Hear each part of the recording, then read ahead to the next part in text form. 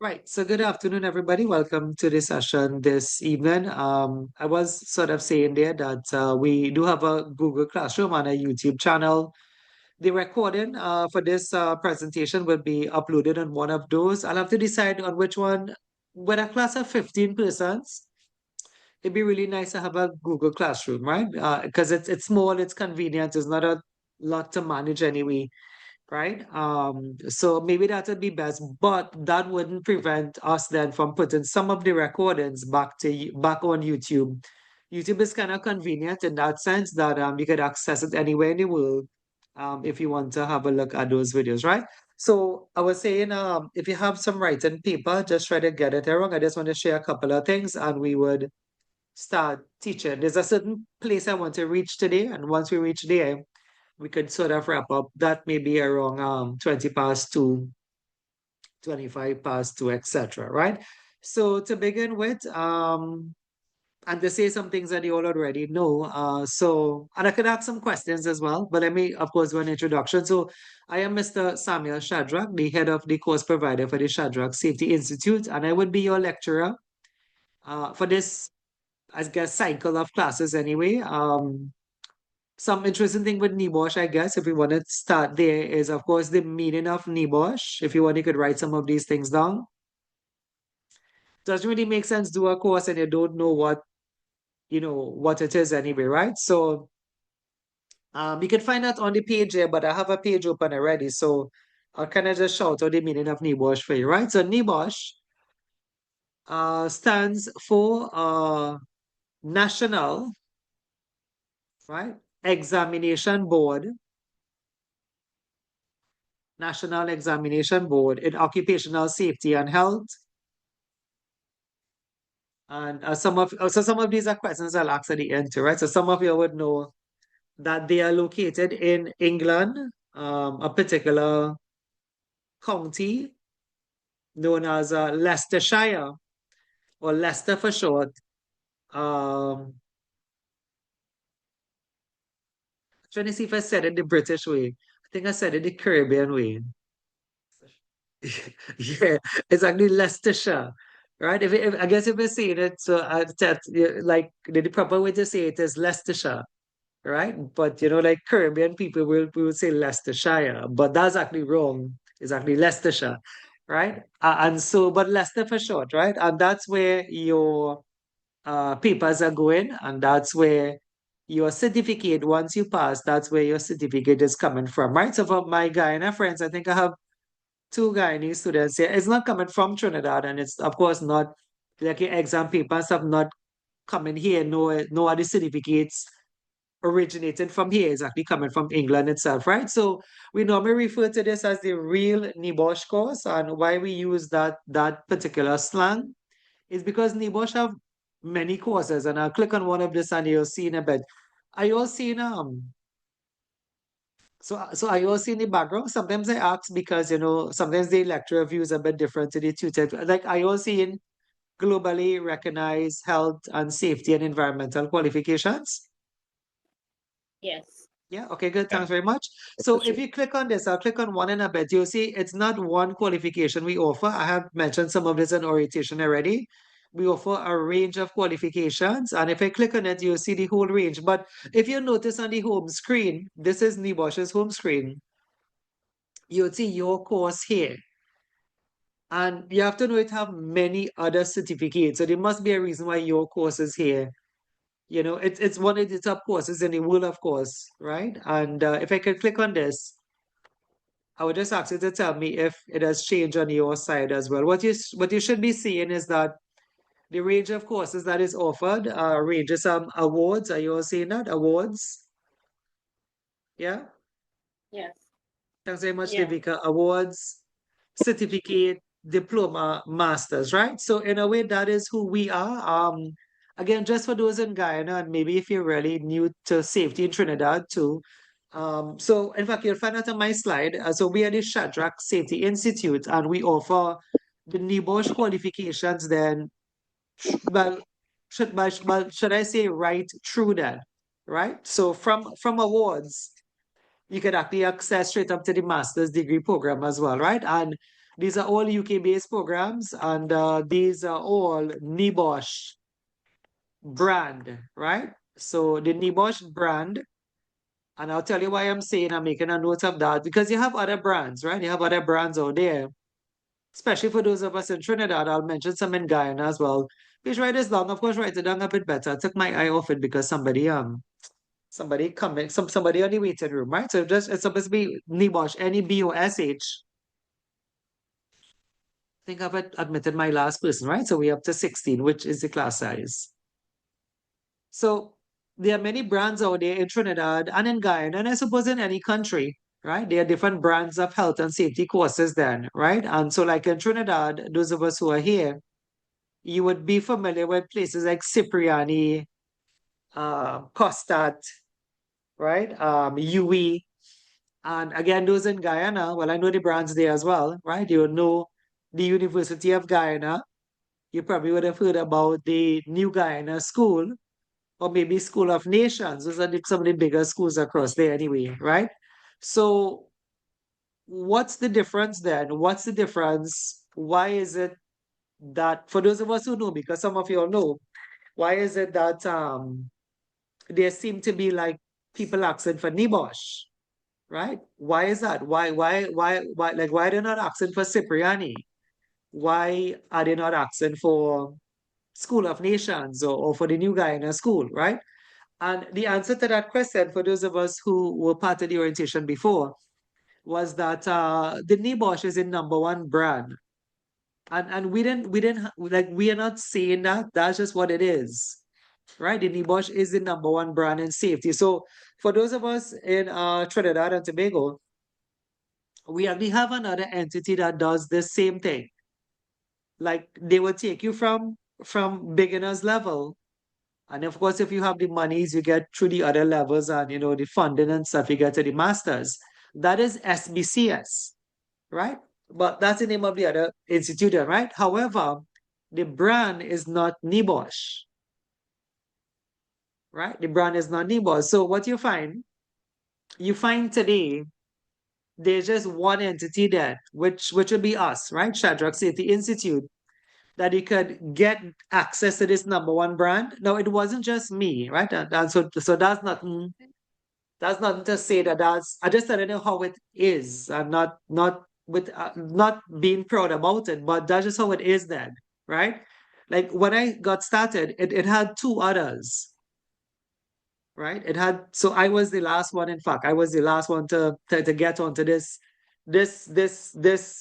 way of doing courses then, right?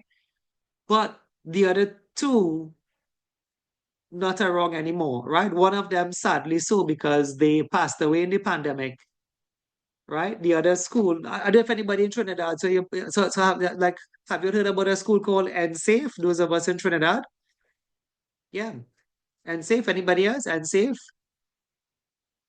They used to be on the Coffee Street. Yeah, but Yeah. the lead lecturer and her coordinator died in the pandemic, right? And then so here I was last, right? In terms of offering qualifications, that I met them in the business. So when I tell you I am the only one now, it's not necessarily to be, it's just how it is, right? So I met them, and the other one, the other school was called Chess College, and Chess was here way before me, right? And the owner of that school, he got a bit sick, and he made a decision not to offer NEBOSH anymore. So in the region then, Guyana, Suriname, we do this in Grenada. I have done it in Montserrat, St. Kitts, St. Lucia, right? There's only one today, but I wanted to understand what that means. Is not that, it's sort of how life turned out then, right? So it turned out that we are the only provider now we can get access to the NEBOSH qualifications through. At the same time, I'll add one voice to that. We are sort of ranked the highest in the Caribbean, right? And we didn't rank ourselves. NEBOSH kind of ranked us, and we were kind of classed as one of the higher ranking organizations in the Caribbean and South America, offering the NEBOSH qualification, right? So those are some things that, if you don't know who Shadrach Safety is, That's who we are. And not a lot of places do all the qualifications, like I said. Today, then we can move from the certificate to the diploma. And then it's not one certificate. We offer a range of certificates in health and safety. We have, if you want, could you just write on one or two? In fact, it's right here. Let me just scroll along and you'll see it, right? So, but just to kind of give you that sort of linear, like how this was linear now, right? Like we offer other certificates as well. So there are process safety certificates. We typically do this on a Sunday. There are oil and gas certificates. Typically do this on a Sunday. Tomorrow I have two classes on these oil and gas, right? And there's a host of other things like risk assessment, accident investigation. Maybe I'll put one more, environmental courses, right? So it's not one, right? It's not one certificate, but what I was saying to you all have chosen to do the main one. And why we say the NEBOSH National General Certificate is the main one. Well, it is the main one. That's how it is. But it's like the vacancies too. The vacancies suggest, and I don't think it have to do with the vacancies. I always knew that NEBOSH General Certificate was the main qualification. This was the first course that they got started with then. This was NEBOSH's flagship certificate. But I think for those of us who know, they have been around more than 40 years now. Not me, NEBOSH. I've been around a long time now. I've been around that time too. But in terms of being the number one qualification, and NEBOSH is the number one qualification, they have been around for close to a generation now. And I think the work world have realized that the standards are pretty high. So a NEBOSH qualification is seen to be the number one qualification. And if you look at any vacancy, you'd see NEBOSH is actually being asked for, not just in Trinidad. And of course, the Guyanese would represent that too, but not just in Guyana either. Canada, Grenada, right? The UK, of course, you can just run a search for yourself and you would see that it is what it is. It is the number one rank qualification, right? Let me scroll down here a bit. I'm going to take that. Anybody writing anything? Are you all writing anything down there? Number one, environmental courses, process safety courses. What I'll do normally when we have a batch coming up, I would let you all know, right? Not that I want you to do it. It'd be good if you come and you do it, right? But we sort of like sometimes somebody is in a class and they don't know then like what else is being offered. Like you don't know we have process safety courses or oil and gas certificate courses or risk assessment or confined space entry or defensive driving, right? So normally if I have something coming up, I'll let you all know. That is only for your interest, right? That just to let you know the expanse of the schooling with respect to health and safety qualifications, right? Well, you all didn't say if you're all taking it down, so I'm gonna take it off. And we would kind of look down at the scroll a bit and see what we have here, right? So you see here different awards being offered, right? We have this, all of these are being offered, right? In environmental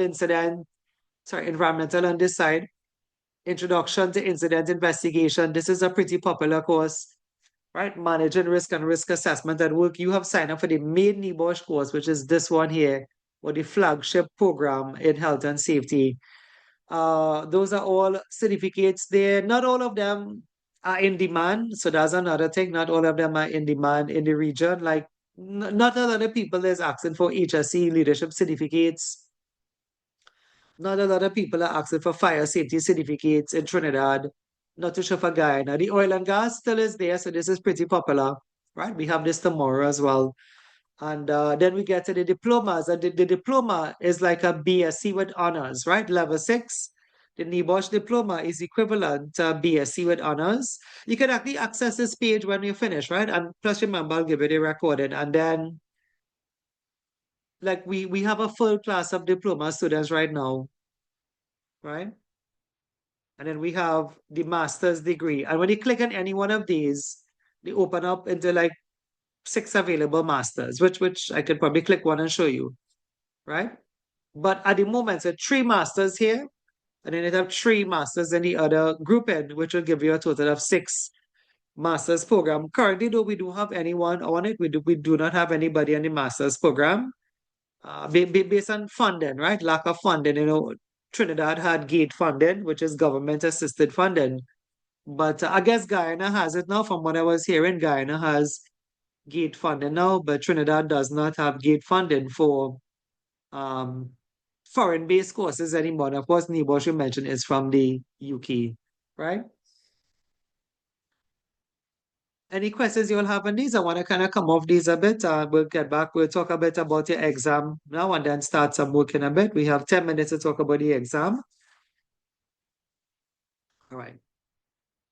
So let me just open the PowerPoint for today.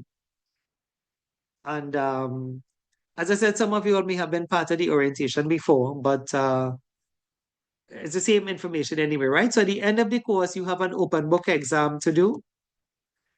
The name open book, right? OBE for short.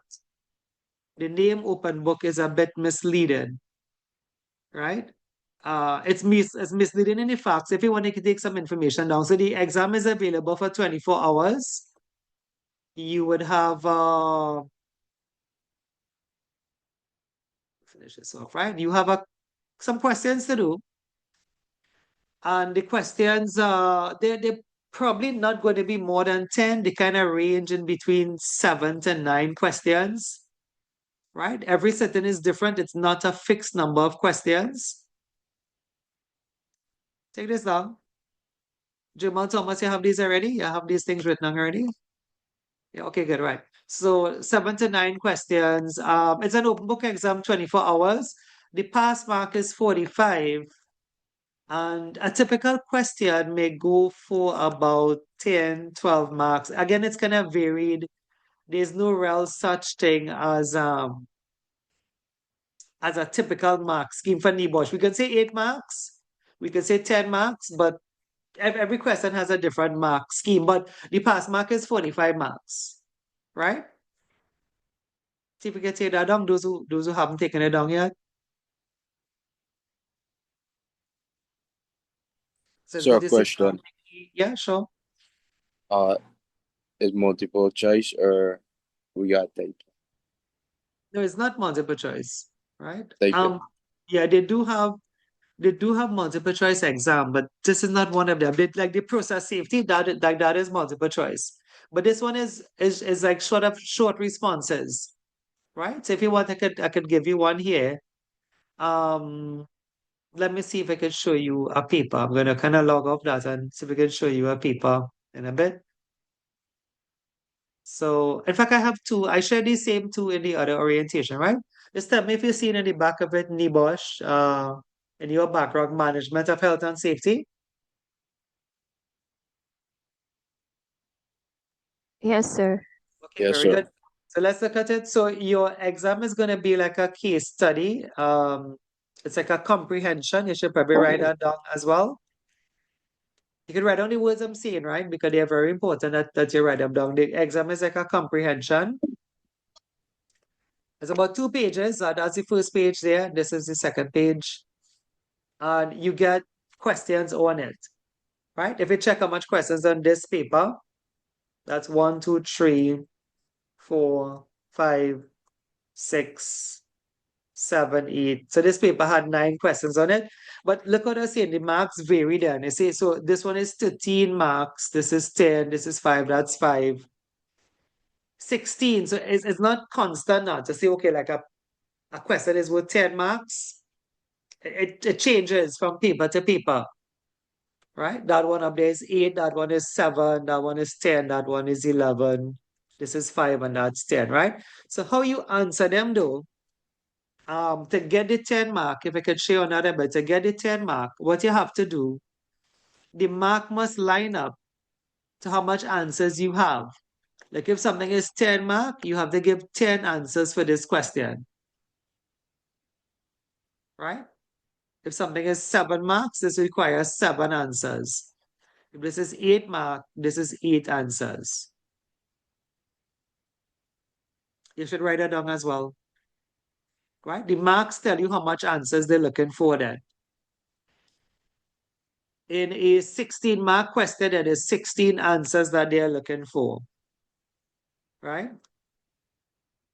That question there, that's 16 answers they're looking for.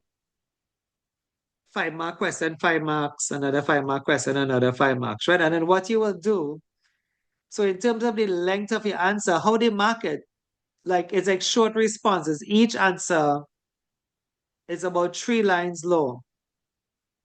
You can go 4 if you want. But like a 16-mark question, you need 16 answers like these, right? The thing with NEBOSH is that every response just carries 1 mark. So when you say the pass mark is 45, you have to get 45 marks then. This is just 3 marks here. So if you write 3 lines or 3 set of information like that, you just end up getting 3 marks and you wouldn't pass. Right? So like to pass the 6th question here, you have to give them 16 answers for that question there. Tell me if you're okay with that. We wouldn't go into it as yet because we haven't done any theory. Today will be the first theory day. And today wouldn't really touch any exam questions as yet. But next week would. Right? When we set up today's class by next week, by the time we reach into the core piece of it by next week, you can do some questions next week.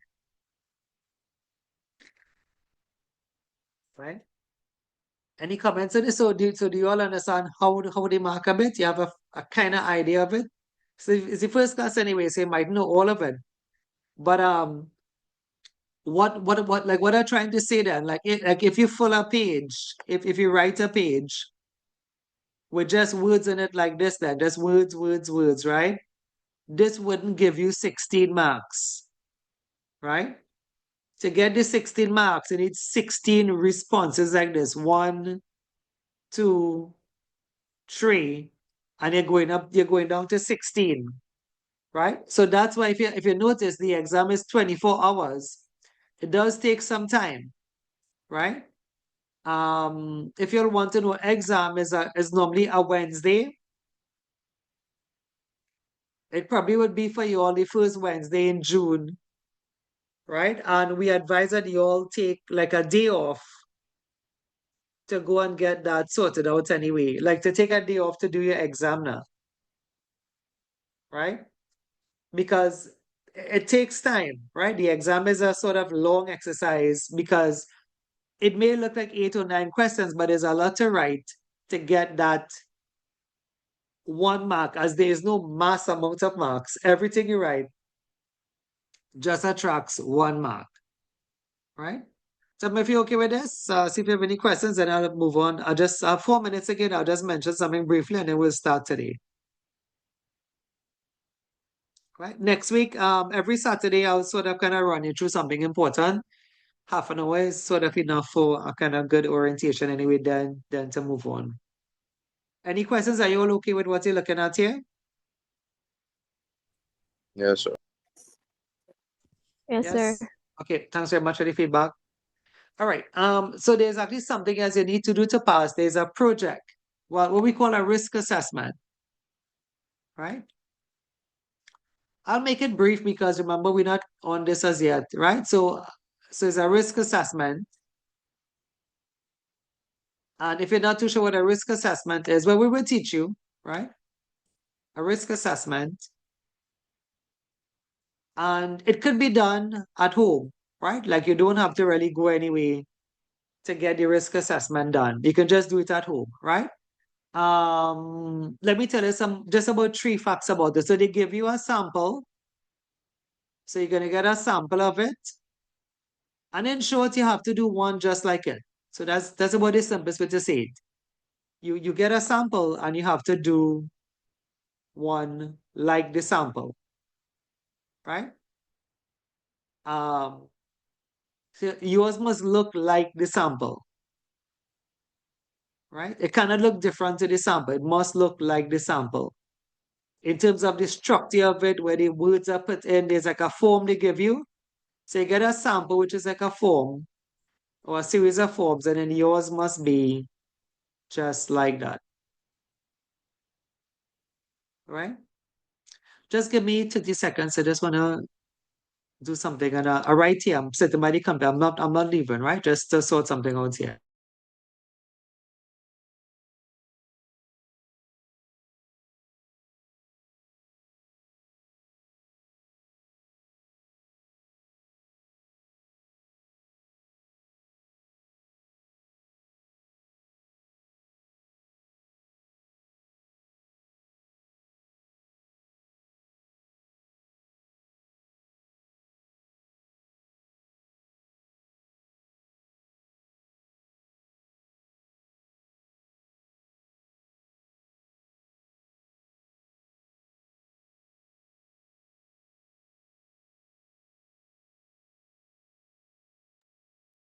All right.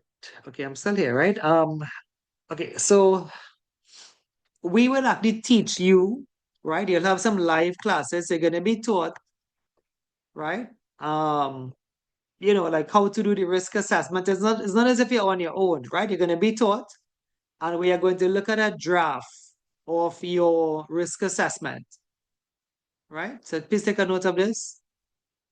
Again, if you want to know why, well, you can check it up online. Not a lot of schools look at a draft, right? Some people don't, some places don't look at it. So we look at a draft, and then you will have to get it done to submit to NEBOSH then, right? To fix up your draft, whatever corrections you have, and then we send that off to the NEBOSH, right? So to be awarded the certificate only comes, right? The certificate only comes when you pass both of those activities then, right? So you get a certificate once you pass the open book exam and then the project or the risk assessment, the RA, right? So you have to pass both of these to be awarded the NEBOSH certificate from the UK, right?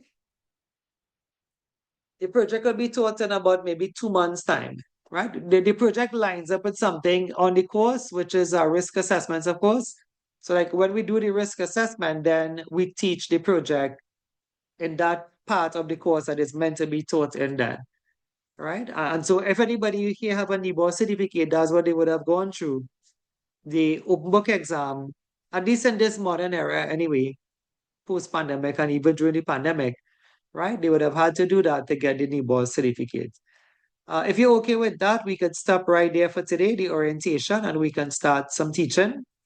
And that will be it, for, the formal part of it. Yes, Mary? Okay, with the risk assessment, how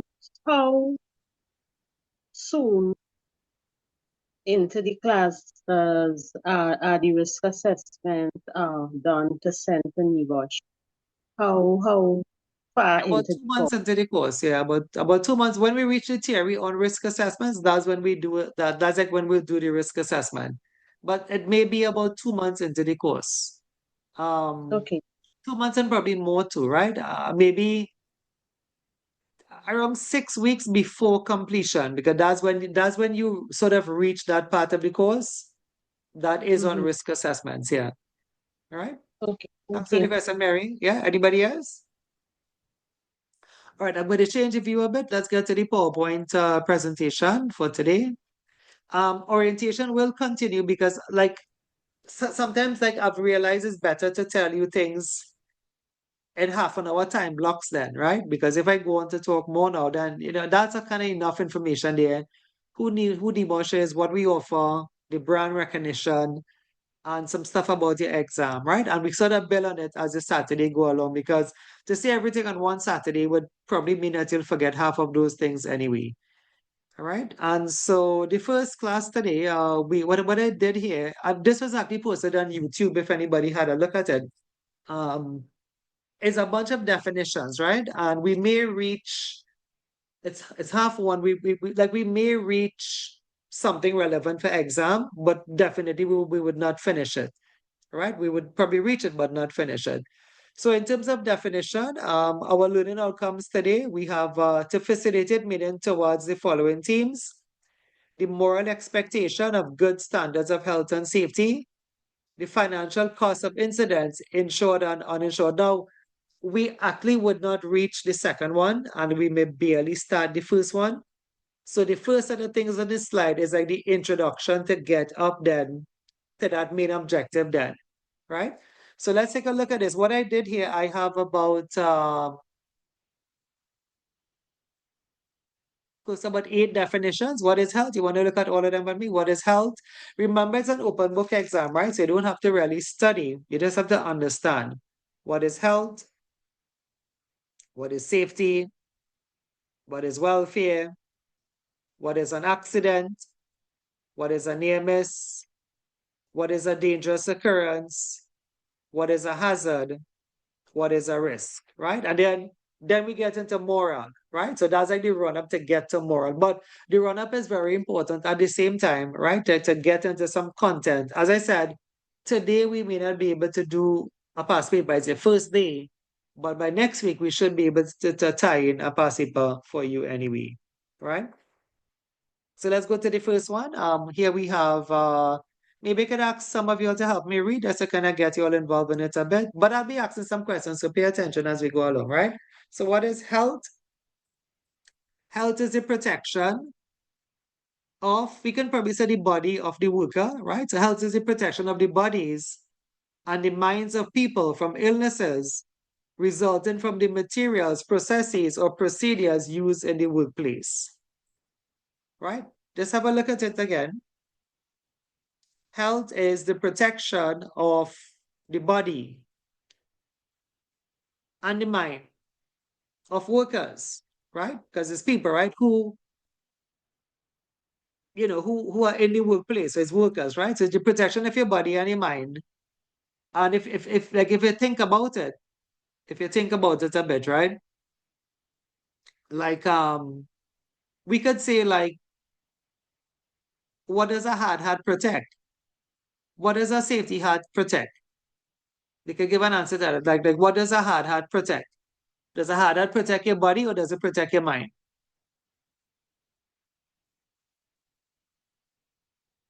Anybody? Trevor? Body. Body. Right, the body. body. Okay, very good. Right, so the hard hat protects the body. What about the coverall? A coverall. Body. The body. Body. Okay, good. Right. Okay. But it's exactly also health, right? Health. So, like, workers then are not really encouraged to work extra hours beyond 12 hours of the day. Typical work hours is 8 hours, and if you're working overtime, you work until 12, right? Workers should be properly spoken to. They should be properly represented. They should be treated with respect. That they should not be given too much of work at one point in time. They should not have a very excessive work demand. The chair they sit on should be comfortable. The lighting, temperature, ventilation, welfare should all be good. And if you think of it like that, well, then in a way, it's also about protecting your mind, right? Good occupational safety and health protects the body from physical injuries, but also protects your mental well-being, right? And so if you look at the definition of safety, it almost says the same thing, right? We say safety is concerned with the physical and mental well-being of the individuals at the workplace. So physical is the body, mental is the mind, right? Safety, the protection of people from physical injury. Some say it's the absence of unacceptable risk, right? If you look at the two words, health and safety, health and safety, health and safety, right? A lot of people use them in that same sentence now. The position is actually called health and safety officer or health and safety advisor, right? The coordinator just sent me one today, right? This is one in Trinidad. I don't, well, it was just sent to me, right? Vacancy, health and safety. So, like, I mean, and this is just one. I can show you the next one if you want to see another one. Give me a minute. Right? I'll probably send it to your group, right? In a bit. So this is, well, Fab. I showed this one to another class this morning already. Well, Fab, company in Trinidad, HSC, health and safety, right? So it seemed to be that there is a link, and when you look at it by definition, there there are similarities. Health is concerned with your body and your mind, and safety is your physical and your mental, right? Safety is with the physical and the mental. So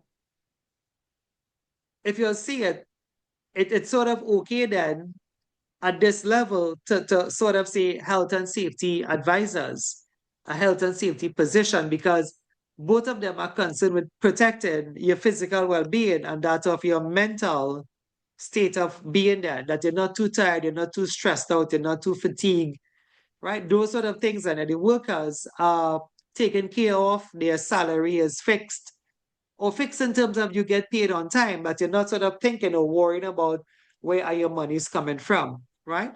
So good occupational health and safety, while good health and safety manager seeks then to clarify all of those, that the workers have PPE, they have proper procedures, and they're not overworked, or not all, but really, and that they are taken care of. Yeah? Question, anyone?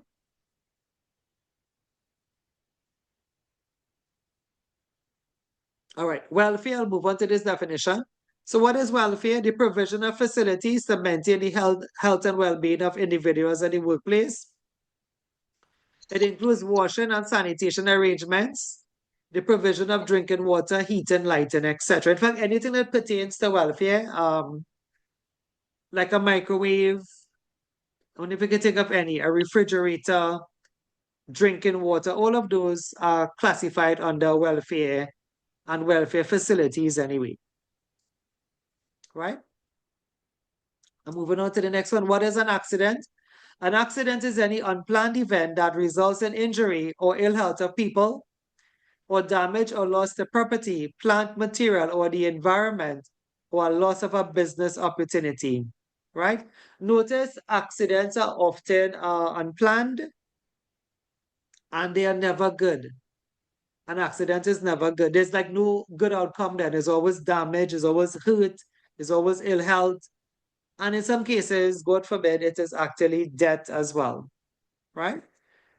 Next one, what is a near miss? So a near miss, this is any incident that could have resulted in an accident.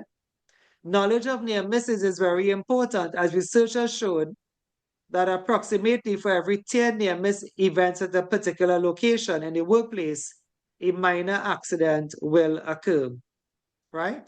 So a near miss, could you say what's the difference between an accident and a near miss? An accident is any unplanned event that results in injury or ill health of people. And I wouldn't read over this one. Let me see if you can pick it up. Could you say what's the difference between an accident and a near miss? An EMS is something that possibly could happen. Very good, there, Devika, right? So the near miss is like everything was going, the way it should go to have an accident. So you slipped, but you didn't fall. You were able to grab onto the railings, right? I mean, God forbid all of these things, right? Like, like perhaps the forklift truck was coming and you didn't hear it. Maybe you had the earplug in your ear, and the forklift was actually sounding the horn, but you didn't hear it.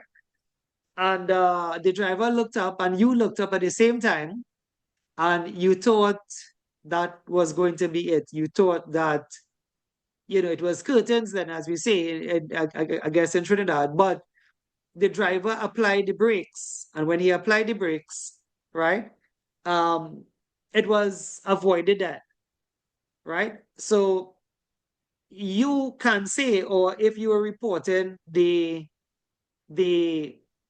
event to your supervisor, maybe you took out your phone and then you call your loved one, in relating it to your loved one, then, right? What you would have said, you cannot tell them,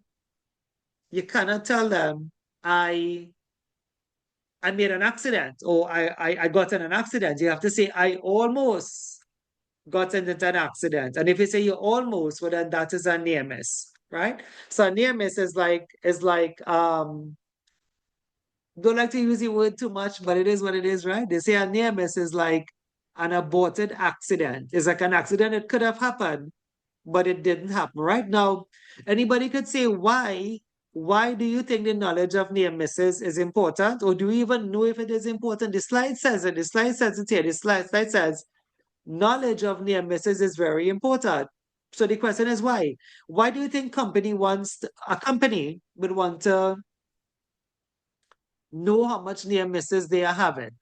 Right? Let me just break it down for you. So the month of February, right? A company, or maybe January and February, right? So January, I put J up here, February up here, right? January, February. So let's say for January, number of accidents, 0.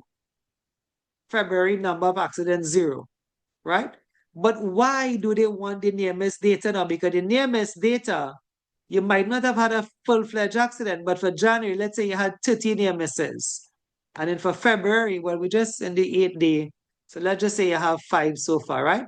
Why is this information seen to be taken kind of more important than your accident information? It Or do you tracks even know trends if and it is behaviors. important? Huh? Say it, It yeah. tracks trends and behaviors. Trends and behaviors. Okay, yes, very good. So you can get a trend. What do you do with the trend though? What does the trend do for you? What You does It the could helps trend to do for you? prevent. It helps to prevent the accident. Very good, Elizabeth, right? So the trends, Jamal as well, thanks very much. The trends help you to prevent a full-fledged one of these then. You see, well, if I know some of y'all would, right? So some of y'all would understand, right? Like the companies treat the near miss data as a bit more valuable, and they actually do give money. Some companies give like rewards and electronic items, movie tongue tickets, right? Movie tongue is in Guyana and in Trinidad as well. For near miss data then, because every time you report a near miss, as Jamal said, you get a trend and you can actually see, well, why did the forklift almost collided with the worker he had on his headphones, right? So then do we need to make a rule to say, well, we need to kind of ban headphones during working hours, right? Or do we need to put up some hard barriers where the workers are walking? Because it seemed to be that there is no segregation then of the forklift and the worker. Do we need to put a designated walking pattern, put hard barriers so the workers could walk safely then with or without headphones? It may be a lunchtime, right? So the near miss data, as Jamal and Elizabeth said, could now be used to predict and to prevent a full-fledged accident. And it's better to give something here. As I said, some companies give a reward, some people give movie tongue tickets, electronic items, because you would have prevented an accident then, right? For those in Guyana, I have a couple of students here. And of course, we have some young students here as well, right? We have some seasonal workers as well, right? Like, are you all aware of any company giving like a reward or an incentive for near miss data? Yeah, our company gives phone cards. You actually get $100 bonus phone card. Very good. When I was, also I'll give it 2 stories. So when I was at Massey, they used to give money. I suppose it's Massey, that's why. I mean Massey have money, right? Back then they would give about 500 TT dollars. I know some companies give like a plaque, like you get a plaque, but there's an interchangeable name then.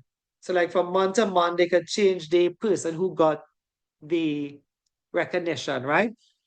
Anyway, in one of those companies, those of us in Trinidad, we know a company called Atlantic LNG, right? Just I'll make a long story short. It's Atlantic LNG.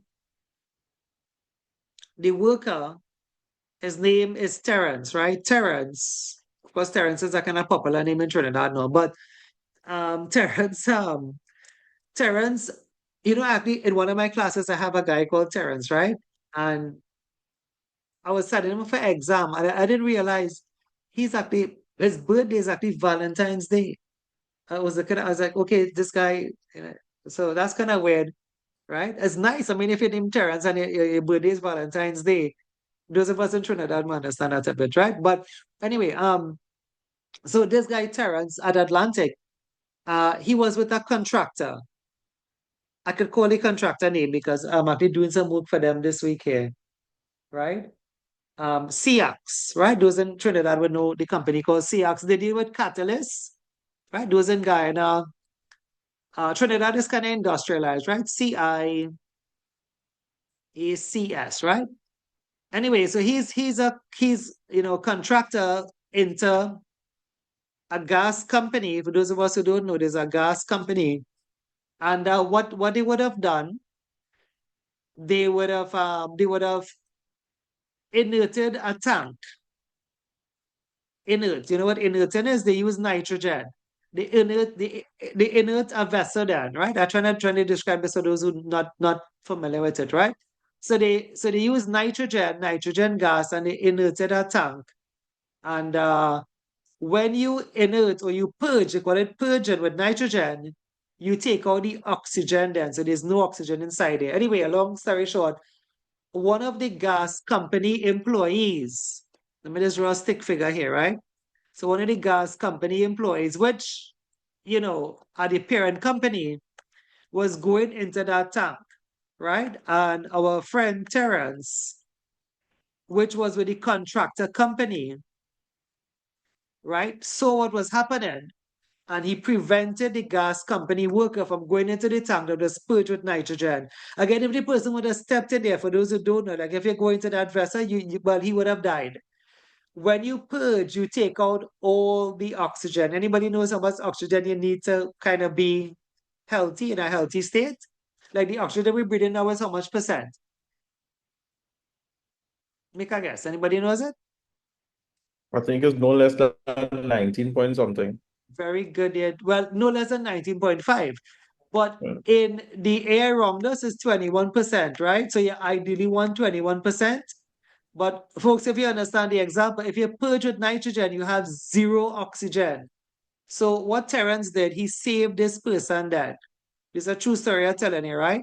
So in terms of reward, what the company did, the gas company, what they did, they gave Terence a reward. I'm trying to convert it in Guyanese here, right? So those of us in Guyana would understand it.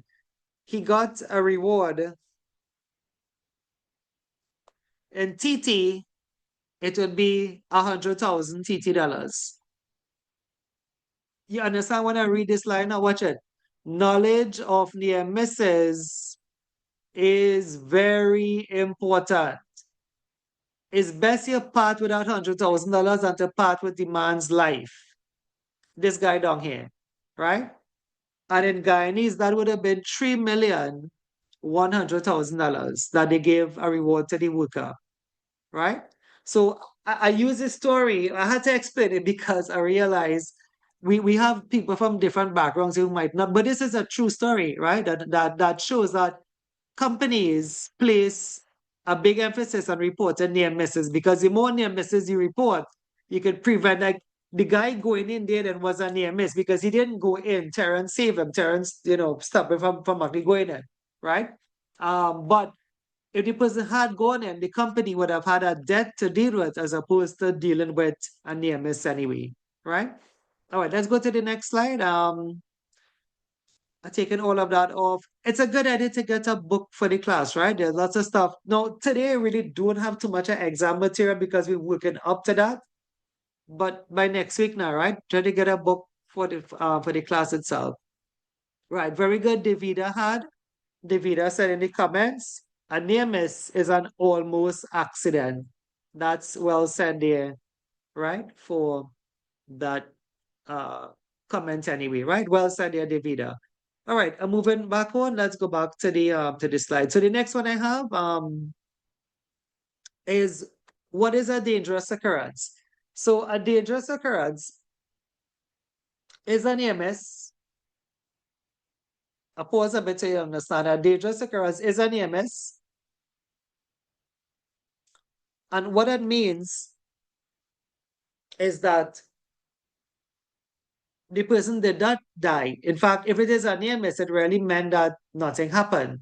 It could have happened, but nothing happened, right? Devika told us that, right? So a dangerous occurrence is a near miss, but it's like a special class of near misses that if it had happened, you would have died. So the example with Terence there, that would have probably been more described as a dangerous occurrence than a regular near miss. In other words, then, if I could break it down, a regular near miss is things that you could survive. Like maybe you would have hit your toe. I just put NM here, right? Near miss. So the normal things like housekeeping, maybe there's a cord across the active walkway, right? I could give you one and see if you can tell me if it's a near miss or a dangerous occurrence, and I'll put DO here. And I'll tell you, and you will tell me if you think it's a near miss or a dangerous occurrence. So things like housekeeping issues, maybe I suppose it does depend on the situation, doesn't it, right? But dangerous occurrence then are those serious, it could have led to serious injury or loss of life. So it's like a special class of near misses that if it had happened, you would have been dead, right? So like the collapse of a scaffold. I don't know if you want to take down one or two. I'll probably just give you two. As it is an open book exam, anybody could get it, right?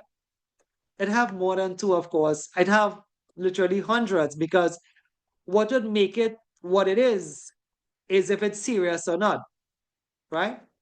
So like a fallen scaffold, but nobody was around. So there's no injuries there.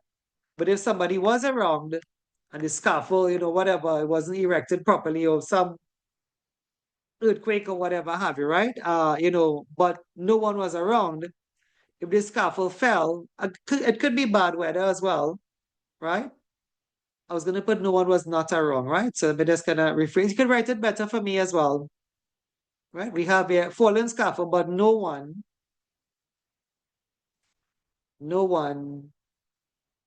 was around. You could finish that off for me, right? Let me see if I could call one or two. Yeah. Well, if we say power line fatalities, it would actually be none of these. But if you say like power line, like somebody almost made contact with a live power line, it would be a dangerous occurrence. But if you say power line fatalities, it would actually be a fatality. It'll actually be dead then. It'll actually just be dead. Right?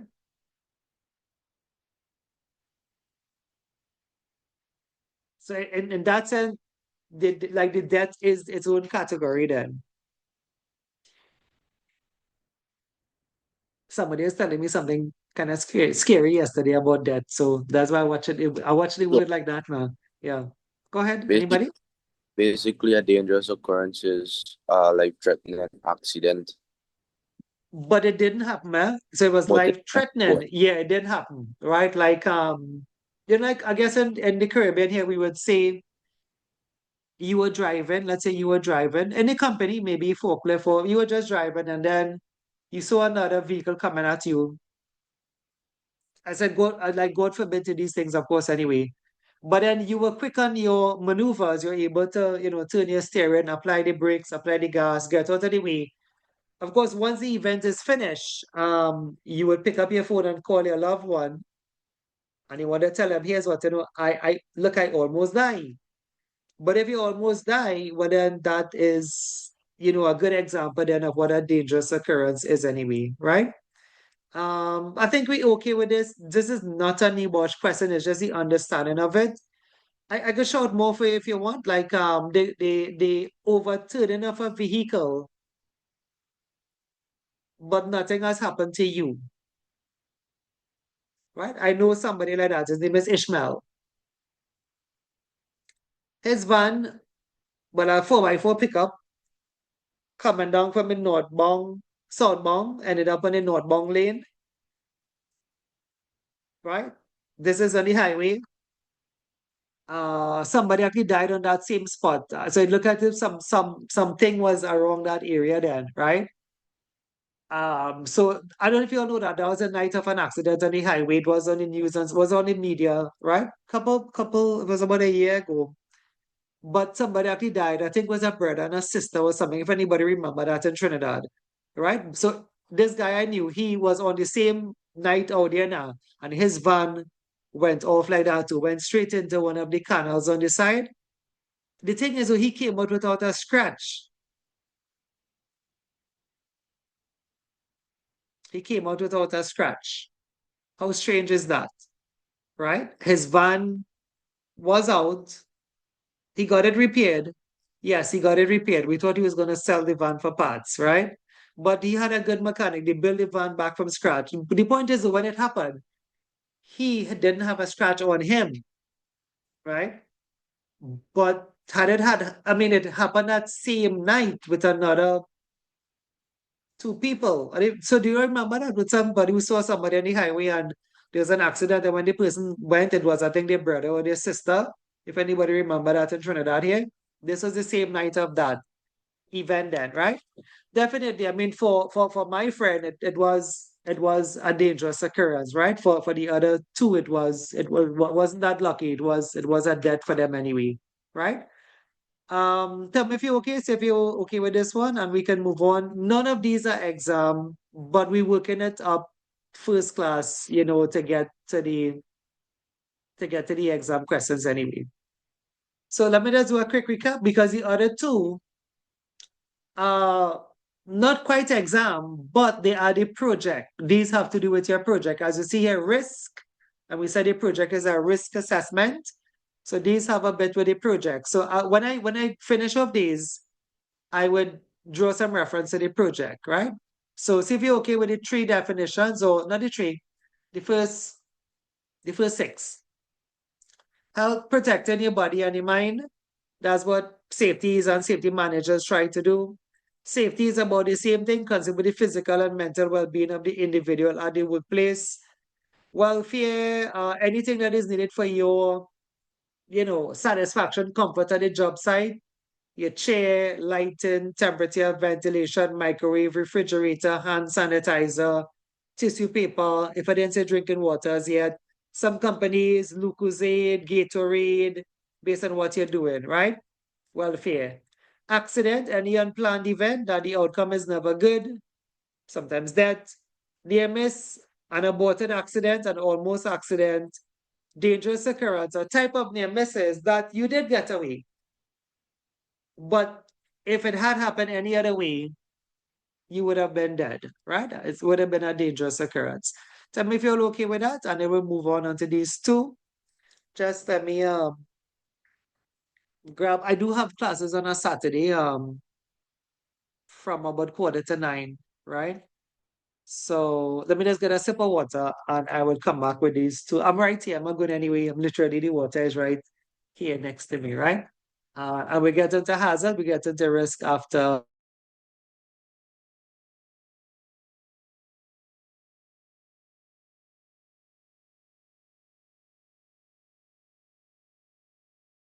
Right. So these two I was saying, right? So do you not have any questions on them? Did you have any questions on the rest of two? Oh, okay, okay. Oh, okay. I understand it. I understand it now, right? Potential fatalities. Okay, I understand. Yes, yes, Jeremy. I saw it coming, but as I'm teaching, I didn't come back and I open it now, right? Yeah, so I think you are correct, right? Diesel Diesel K2 as well, potential explosion, cave-ins collapse, very good as well. Yes, I think you said the correct word there. Diesel K2 and Jeremy Thomas, the word he said is potential. If you look at my slide, you'll see that same word as well. So you all are quite correct, right? All right, let's see what is a hazard. So from the responses then that you all are put in on the chat. Remember, I tell you I have 4 classes today, right? But from the responses you all have put in, it means that some of you all have done safety courses before, because no one put those comments on my classes for the morning, right? It's either that or you all have some work experience, which makes this different from the classes this morning, right? One of the classes I've had this morning, they talk a lot. That's my morning class. That's the January class. They talk a lot.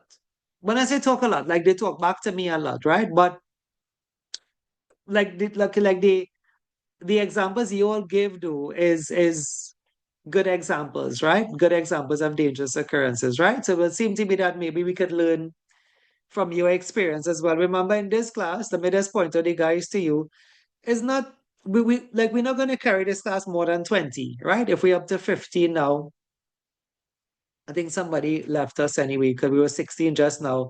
But we have a mixed amount of persons here then, right? We have Nikel Banimahu. I think that's how you pronounce his name if you ever see him in the chat. and he's a pretty young guy getting into safety, right? We would see Trevor, I think he's in Guyana. So you have different experiences then, right? We have Mary, I met Mary yesterday, right? Elizabeth as well. Allison seemed to have some work experience as well. And of course, we have Jamal Thomas, Valmiki. I know you came in, like you all came in this week then, right? So it'd be nice, like, I was telling the class this morning, like when people ask what's the pass rate, I could tell you. But one of the reasons why I don't tell you is because I don't like people riding on the success of another class, right? I was telling a class this morning, look, I had two Guyanese classes that got 100% passes. But is that always the case? It's not always the case. It depends on you, right? So let's try, if it's a class like this then, where you all are given some really good educated answers, I think that we could all benefit from it and share that with the rest of the group anyway, so that we, like I said, we have people getting into safety here, people who are seasoned safety here, which is different because I think the January class, I kind of more get the idea that like the more first timers in that class, right? Whereas here you have like the majority of you all, and based on the answers, like you must have done something, and you have like less first timers here and more seasoned employees here anyway, or workers here anyway, right? All right, let's go again. You all would remember to subscribe to the YouTube channel. And if you haven't done so, you all remember to eventually you're going to see assignments next week, right? Next week. And it'll be so nice, like I said, with a class. One of the classes that got the 100% passes in Guyana was a class of 15 in it. Smaller classes tend to do, and smaller sometimes tend to do better. I've had a big one. I've had a big class that got about 94% pass, right? So it really doesn't depend on size, or it depends on you. Like if you all work, you'll pass, and the work is not hard. Like if you check what we did for today, and none of NEBOSH is hard because all of your exam questions and all of your exam answers are really in the case study. It's actually not too much in the book. It's actually in the case study, right? Anyway, let's go. So what is a hazard? A hazard is the potential of a substance, person, activity, or process to cause harm. Think about it a bit because you all kind of said it too, right? A hazard is the potential. And so what that really means is that it's kind of like the dangerous occurrence, like the harm didn't really happen, but it had the potential to cause harm. And if something has the potential to cause harm, it is referred to as a hazard. A hazard is the potential of a substance, person, activity, or process to cause harm, right? See if we could take a look at that. And I want to give you some hazards. I want to list some hazards out for you. So I'll probably go up to 10, and I'll tell you why when we reach 10, right? So for those who don't know what I'm doing here, right? Just in case you don't know what I'm doing here. So hazards have names. A hazard in the safety world, we have names for them then, right? So, so if you want to start, so you can say noise. Noise is a hazard, right? Noise is a hazard. So they have names. They have like category names then. Noise is a hazard. Just fix this one for me. I looked away just to check something on the chat there. Right? So NOISE, noise. Let me give you about 5 and then I'll give you a chance to come in and say some, right? So they have names and they have like a slang. Like this one is like slips, but they don't really say slips. They say slips and trips. So it's like a slang. If you're trying to describe it, then you say slips and trips.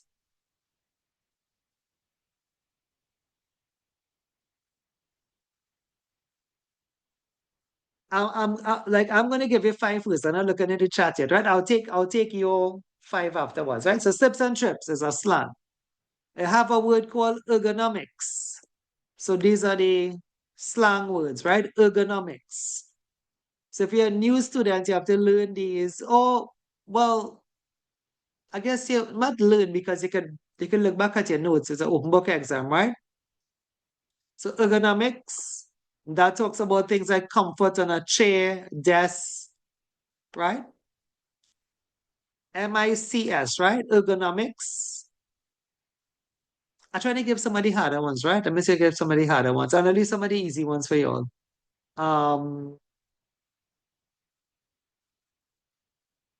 The thing is, they're not hard. I mean, they're not, I don't know what concept to be hard. Chemical is a hazard, right?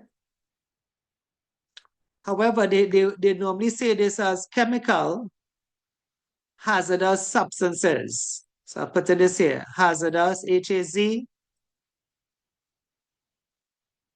Can you all spell out what H-A-Z? Let me spell it out for you, right? Hazardous substances, right? Is the category here.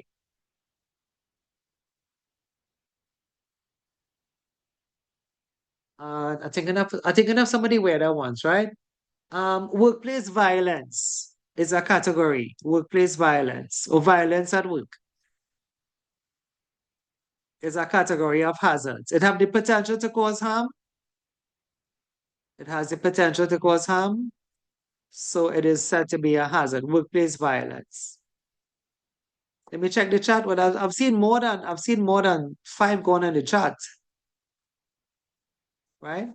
Let me check them out and tell you if I agree with them. And if I agree with them, I'll tell you to add them to your list, right? So I'll call your name as well, those who got them. We have let me try to get it up, right?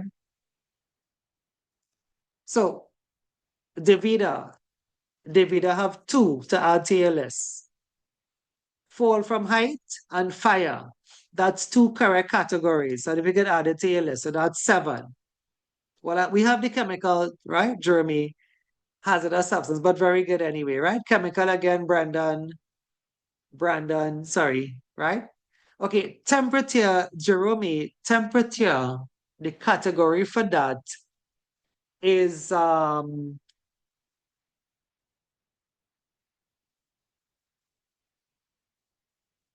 just now. I think the category is kind of long for that one. The category for temperature is health, safety, and welfare. You want to add that one? So we have work at height, you have fire. For temperature, that I guess this would be number 5, 6, 7, it'd be number 8. The category for temperature is health, safety, and welfare. I just put it H and S, but if you all could write it out, it'd be nice. Health, safety, and welfare. Yeah? All right, let me go back to the chats and see. Now, folks, you can actually unmute your mic as well if you want to, because you'll save me the time going up there. Environmental, Brandon, is a correct category. But they don't give it correct in this course because this is health and safety. They leave out the environment. NEBOSH have their own environmental course that we have as well. That we offer as well, should I say, not we have as well, right? We offer it through them as well, right? So environmental is correct, but they wouldn't give you any mark for it in this course because NEBOSH they have their own separate environmental certificate, right? Jeremy, again, working at height is correct. Makil, biological hazard is correct. So if you want to get 9, biological hazard is correct. However, biological is also classed under hazardous substances. What I have number 4 as hazardous substances, right? Biological falls under that category. Let me just ask if you all understand what is going on here. Let me try to let you all realize. Right? So what's happening here? As this is a new subject then, right? Every subject have like a way of saying something now. Right? So in the world of safety, they have the proper hazard names then, and that's what you're seeing here: noise, slips and trips, ergonomics, hazardous substance chemical, hazardous substance biological, workplace violence, health, safety, and welfare. So they have the proper names, right? And to pass the project, you have to use the proper names. That's very important, right? Elizabeth, gas under pressure.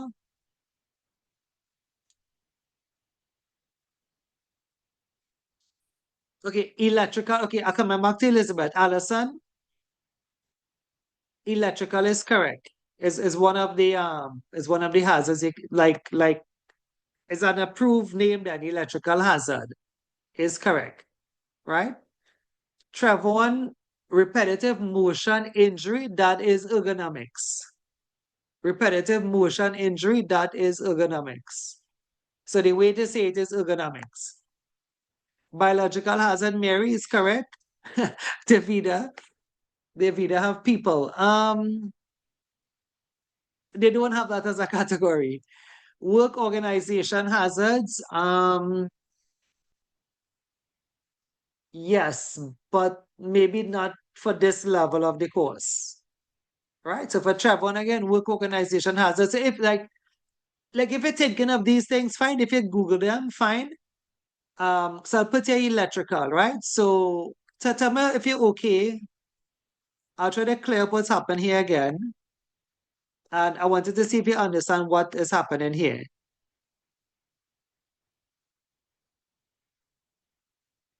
Right?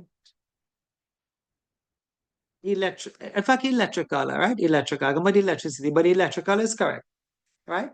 I wanted to see if you understand what's happening with the list, right? What's happening with the list is that there's an approved set of names then. Brandon, psychological is correct, right? For the project.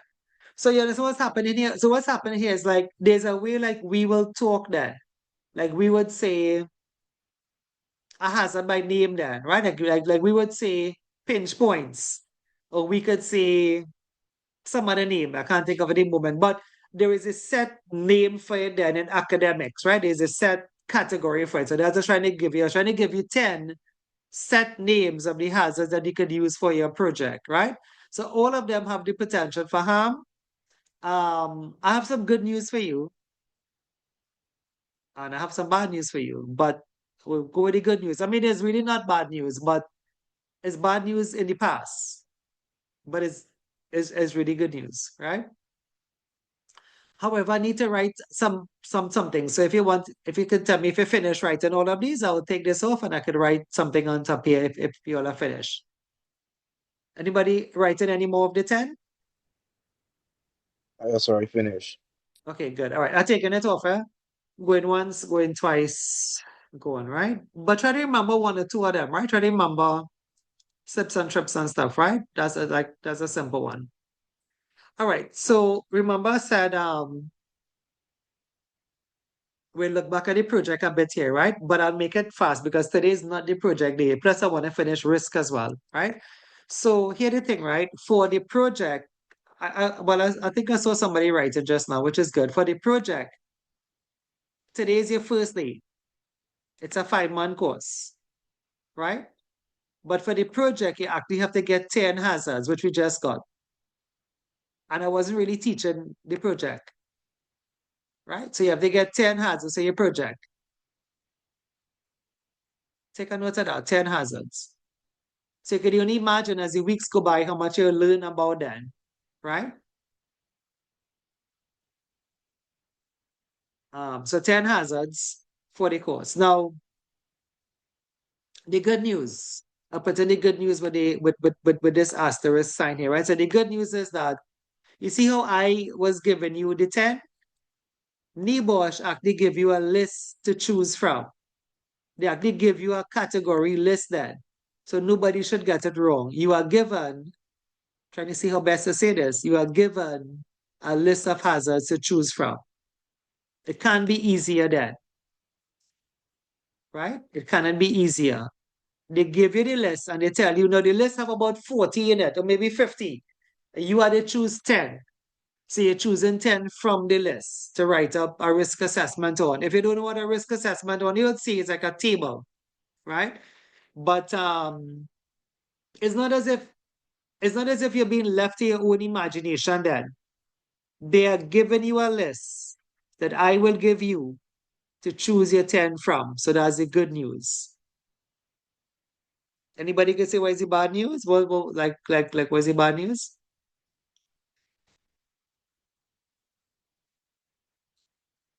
The bad news is some people don't use the list, right? Which is weird. Remember telling the orientation, they give you a sample. They give you a sample and they give you the list with about 40 to choose from. And some people still wouldn't go and choose the hazard from the sample and from the list. It actually say use this list. It actually say you must use this list, right? So noise is on the list. The 10 I wrote is actually on the list. I don't know all 40 by heart, but I know those are the famous ones there, right? So please use the list when we come to that stage of the project, right? So that's just a reflection on the project. You have to get 10 hazards, not 20, Excuse, not I want 30. Yeah, go ahead. question. Some people tend to, how to put it, twist the wording in which the hazards are identified. So like some people will put a hazard as being improper PPE, and then they will say lack of protective gear. Yeah. So could we wordplay it, or we have to use the No, exact you can't wording? wordplay it. You can't wordplay it. Yeah, don't do it. Yeah. So I'm trying to see if I had the list on my table here, but that is about 2 months away. But the content we do it now is kind of reflective of the project, right? What is of some comfort as well? So some further good news is that we look at the draft. So at the draft stages, we could pick up like if it was supposed to be. Let me just write one thing at a time, right? Talking and writing is the same time. So at the draft stages, DRAFT, like we'll pick up if somebody put slips, trips, and fall. A lot of people put the word fall with it, but fall is not in the list. The list only have slips and trips, right? If somebody put electrical instead of electricity or something like that, we could see it in the draft stages, provided that you all 15 of you, 14 of you, do a draft. The classes that do it, Guyana, right? The students there in Guyana seem to take knowledge very well, right? Just to let you all know. The folks in Guyana, I think it's I think it's Davida that left us because I'm not seeing her in the live anymore. Wonder if she's still around. Oh no, she's there. She's there. Yeah, right. Like the folks in Guyana, like Davina is in Guyana, but remember I've been there. This going in 6 years. I have like the NEBOSH classes there, right? But I have realized, and probably because, and even folks in Montserrat, the worst I've had, and no offense to any, I just tell you facts. I mean, this is just my facts. What has happened to me doesn't mean it be somebody else's thing. But like the worst I've had is cook some Grenada. Like they always mix it up, right? But the folks in Guyana, like I told you, I've had classes that listen 100%, 100%. Um, it actually had a student from Atlantic LNG. Those of us in Trinidad here, that student in Atlantic LNG was the one who did not hand up a draft. Folks, there was a deadline. Remember, these things have to go to England, right? The whole class hand up, and this one lady didn't hand up, and I still extended deadline, right? I give her another day, I give her another day, I give her another day again. And I think that's unfair. Because remember, it's unfair to those who hand up on time, right? But we're trying to help now, right? To the very end, to the very last hour of submission, she didn't hand up a draft. She didn't like she actually did a draft, but like the correction, like she didn't hand up the corrections and like she didn't do it. And she was the one that failed. She was the one person that failed, right? But there's no need for that. There's no need for that because as adults, then I give somebody tell you something, and my deadline, they are never quick. Like I would tell you something like 2 weeks before it's due, right? 6 weeks before it's due. But the thing is, it is due. Remember, as we said in the beginning, right? It's not like University of Guyana, no offense to them, or the New Guyana School, and no offense to them. And it's not like Cipriani where you could just talk to the lecturer now. Remember, we really do have to send it to Leicestershire, right? We really do have to send it to the UK, right? We really do. It's not a joke. Just like all your CXC papers, wherever you wrote CXC, Cedras Composite, right? Wherever school, I'm not familiar too much with the schools in Guyana, but wherever you wrote your CXCs then, right? Presal, wherever you wrote your CXC, Siparia, San Fernando, Mayaro, right? Wherever you wrote your CXC, remember it had to go to Barbados for correcting. So as much as your teacher and them may have wanted to help you, at some point in time, they have to pick up your papers, send up your SBA marks because it's going somewhere. And that's what's happening here. So we will try our best with you. But I'm saying as adults now, it shouldn't come to the point where everybody has hand up and then you are saying you're gonna do it, and you're not doing it. And then I think it is unfair to the students who have handed up on time, right? But that's what we do because remember, we want people to pass. But despite that, if somebody gets a day over somebody else, it still is due because we have nothing to do with it. We have to take it and send it to the UK, right? So just remember that part of it, right? Folks, in the last 5 minutes of my time, I'm going to wrap up risk for you. So they say risk is here, the product of the likelihood and consequences of a substance, activity, or process to cause harm. Risk can be calculated by looking at the likelihood of the harm occurring multiplied by the consequences. So for those who notice what they do, they use numbers 1 to 5. They will say, how likely is it somebody can be harmed on a scale of 1 to 5? 5 meaning most likely, 1 meaning like unlikely. And then you take that number and you multiply it by the consequences. Consequences is also out of 1 to 5. 1 could be like no injuries, but 5 will be like death, right? And then if you calculate that, you get what is called the risk, right? So let's try one briefly. We have 4 minutes again. Let's try one briefly. The example I have been using, and I'll come back to it because of the time, is someone may be standing on a scaffold, but the person is out here in a sort of, awkward. He look as if he's gonna fall already, right? But it doesn't mean he will fall. Trinidadians do this all the time. Guyanese do those kind of things all the time, and they don't fall. But the thing is, he could fall, and because he could fall, we could calculate the risk, right? So what we consider the hazard there is the hazard is fall from height. The hazard is the potential for harm, right? So the hazard is fall from height. If you want, could you take this one down? We'll end with this one today. The hazard is fall from height. And what's the risk? The risk is we could calculate how likely he is to fall on a scale of 1 to 5. If you had to guess how likely you think it would have been on a scale of 1 to 5. So like meaning, 4. right? 1 mean he would not fall, like he's okay, like he's safe. But 5 mean he will fall. But I would go with what the rest of you say. How likely do you think he would fall? So I'll go 4. About 4. I agree to that. 4.5. Sadly, they don't have any decimal points in it. No. So, right? At level 3, we don't put any decimal points in it, but there are decimal points in it. But not in level 3. You have to do the degree for that. Right? There's a way to calculate it with like down to a decimal point now, 4.988, I think, but not in level 3. Right? So I agree to the 4. How bad do you think the consequences would be? Let's say that scaffold is more than 10 feet high, which is about the height of a GPL or a TNTech light pole. GPL in Guyana, of course, one of the electricity pole. And, TNTech for Trinidad. So he doesn't have on a harness, doesn't have on anything. This is hard ground here. Nah, What do you sorry, the think? cards is 10. That's how much? 10. Can't be That 5, can gotta be be 10. no, but we out of 5. So if they choose up from 1 to 5. 5. 5, okay, 5. So this would be 4 by 5. So the risk associated with that hazard would be 20.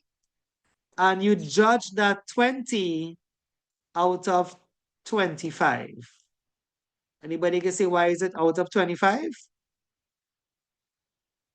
5 being 5 out of times 5. 25. Right, very good. 5 by 5. The highest of the B is 25. This is not me. This is a worldwide system of ranking risk, right? So if you draw it like a number line, that's why I draw it like a number line. And you say, well, where does the 20 fall? The 20 falls about here. So it turns up to be 20 is close to 25 then. So you class this as high risk. Mightn't be very high because you could actually get 25 out of 25. But for now, we class it as high risk. And if the job is classed as high risk, you as a safety, guess what you have to do? Guess what you have to do if you came by and you see this taking place? And in your mind you check it, you say, okay, this man could fall, the risk is high. What do Stop we the do? job. We had to stop the job. Yeah, we had to stop the job, right? Now we're not stopping the job forever. We stop the job just to talk to him a bit, put a harness on him. For those of us who know, maybe put up the guardrails on the scaffold, right? And tell them to stay inside here. Don't come out outside here, right? Stay inside the guardrails. There's a 2 set of guardrails, right? One to your chest level, like they call that an intermediate guardrail. Then you have the final. Put him inside here. Maybe find out why he has this in his hand, and if there's another way to take it up there, maybe we could get a crane or something, right? Some other mechanical device to hand him that there instead of having him lean over like that, right? We could put a safety here to look at him, supervise him, and then the same work is done, but the work is done in a shorter and a safer way, yeah? So that could be classed as an EMS as well.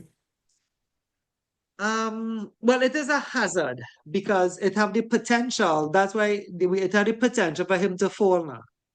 But I don't think he fall. Like if he had slipped, then we can probably say, okay, it was an EMS. I think if he slipped though, he would have been dead because he really don't have any protection here, right?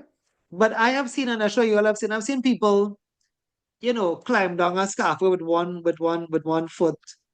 They wrap the leg around it and they just kind of sail along. But that's not what's happening here. He's actually working. The guy I drew there is actually working, maybe collecting something and maybe carrying it somewhere else anyway, right?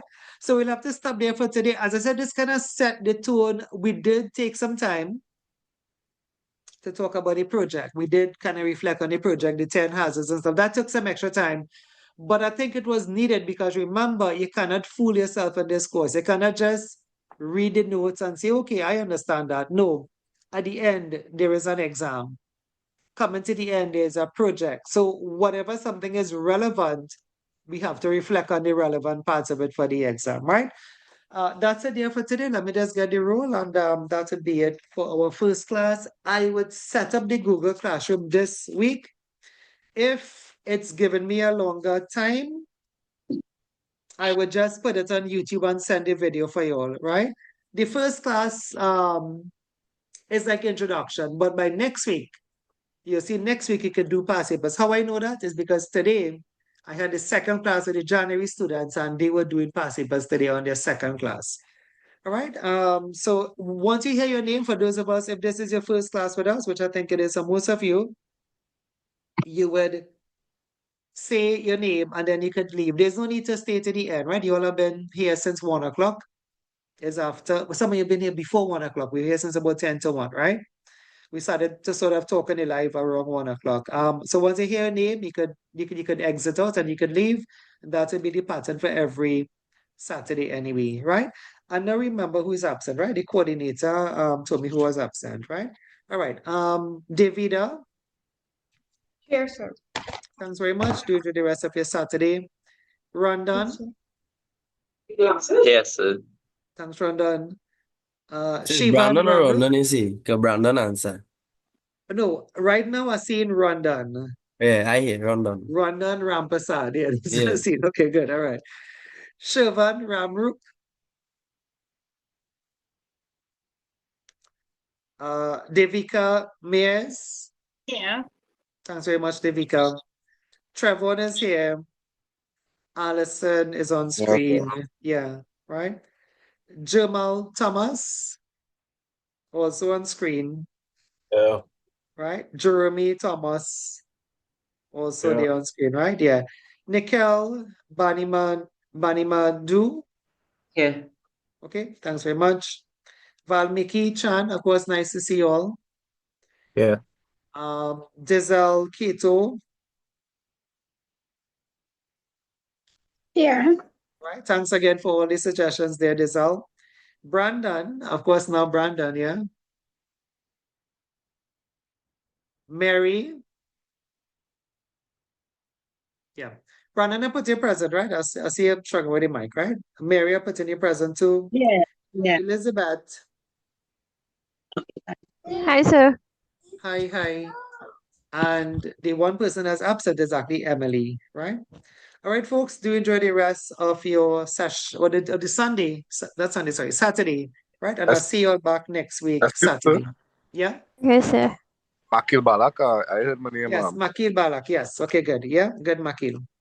All right. Have a blessed day also. Yeah, same to you. Same to you. Yeah, yeah.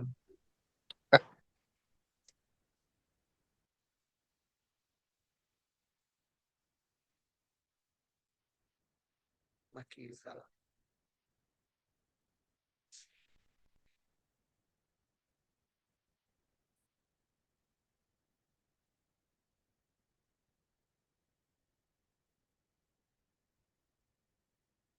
Time to roll.